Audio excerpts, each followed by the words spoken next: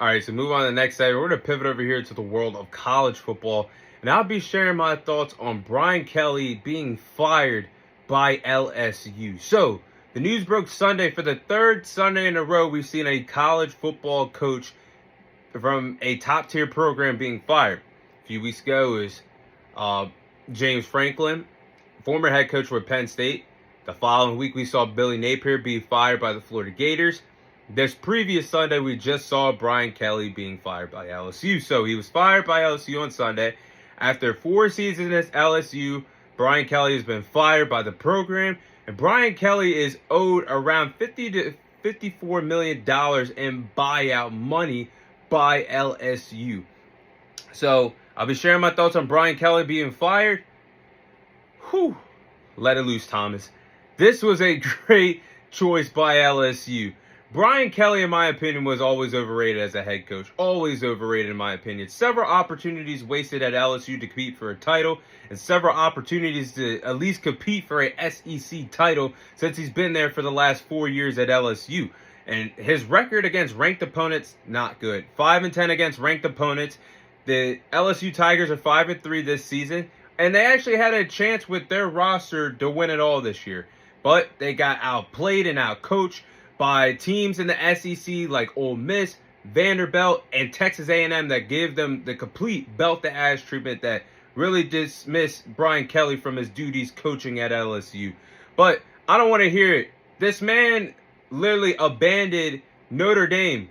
You don't leave a college like Notre Dame to chase a national championship or get the resources to help you win a national championship. No, he's not getting no damn pass from me because he had all the resources to compete at LSU. He had Garrett Nussmeier, who's the current quarterback there with LSU. He had Malik Neighbors there, Brian Thomas Jr., Kyron Lacey, RIP to him, Jaden Daniels, who won a Heisman Trophy. All of them in the offense, and you mean to tell me you can't even get a crack at the playoffs, crack at the SEC championship, let alone put your hat in to win a national championship?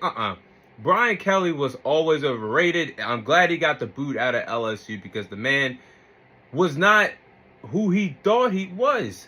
He was never that good, guys. I mean, yeah, he deserves credit for getting Notre Dame to the playoffs when it was still a 4-team slate back in, 2020? 2020 during COVID. They lost to Alabama. But, guys, like, this man didn't have the heart to be that guy to win anything at LSU. This man was really known for, in my opinion, because I'm a sports bettor, blowing your parlay every Labor Day weekend because you could bank on the other team beating LSU. And if you're an LSU fan banking on your team to win on Labor Day weekend, I could tell you, year in and year out, other than this previous Labor Day weekend, it was not a good sailing for you. But as I digress, I mean, you could give, if you're a Notre Dame fan out there, you give him credit because he hired Marcus Freeman to be his defensive coordinator. Marcus Freeman was promoted to be the head coach once he left, and he turned around that program so fast and had more success with Notre Dame than Brian Kelly did with LSU. They won more playoff games, were just one game away from winning a national championship against Ohio State last year. But Brian Kelly, guys, he just never met the standards of what it's like to be at LSU. I mean, there's so many legends that represented that school over the years. You could talk about the Honey Badger, Tyrann Mathieu, Odell Beckham. Like, there's so many legends that played for LSU, and he didn't fit the mold what all those legends did there. Mind you, what Ed Orgeron did as a head coach there. Mind you, what guys like Joe Burrow, Jamar Chase, Justin Jefferson, Clyde Edwards, Patrick Queen, so many other players that were part of that 2019 LSU championship team. Brian Kelly never truly set the foundation the way that those guys and legends and coaches did at LSU. Not even close. Now, the fact that Brian Kelly is gone, it's a sigh of relief for LSU fans.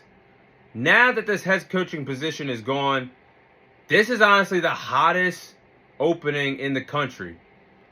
Again, let me say that again. Now that Brian Kelly is gone, this is now the hottest head coaching position available across the country. We are heading into a college football offseason where there's going to be so many twists and turns for who is going to fill in these big-time college football head coaching positions, especially the top 3 positions that are available. LSU, Florida, and Penn State. 2 SEC teams, 1 Big Ten team. Guys, they got to be... I mean, Lane Kiffin's probably like that Stephon Diggs picture right now, or that meme where Stephon Diggs was on the boat with so many hoes during the summer, and he couldn't know which one to pick from. Lane Kiffin could be in that position during the offseason, guys, if he decides to leave Ole Miss. But I think there's some candidates that could fit the bill for LSU. I mean, if I'm LSU, I'm chasing after Lane Kiffin. I'm chasing after Joe Brady. That was a part of that 2019 team. He's the offensive coordinator for the Buffalo Bills, doing a great job. I would try to pursue after him. James Franklin, it doesn't sound the best, but if you can't get your hands on anybody notable, you might as well go that route. Possibly bring back Oregon, or try to recruit Marcus Freeman if you could lure him away from Notre Dame, but he has the heart to not do that. But if I'm LSU, I'm going after any candidate that I just mentioned that could be available. So, again, it's going to be very interesting to see if we see another big-time head coach at a big-time program fired this upcoming Sunday to follow the tradition over the last 3 weeks. But, in all honesty, guys, this could be a really interesting head coaching position to follow during the offseason. But those are my thoughts on Brian Kelly being fired by LSU.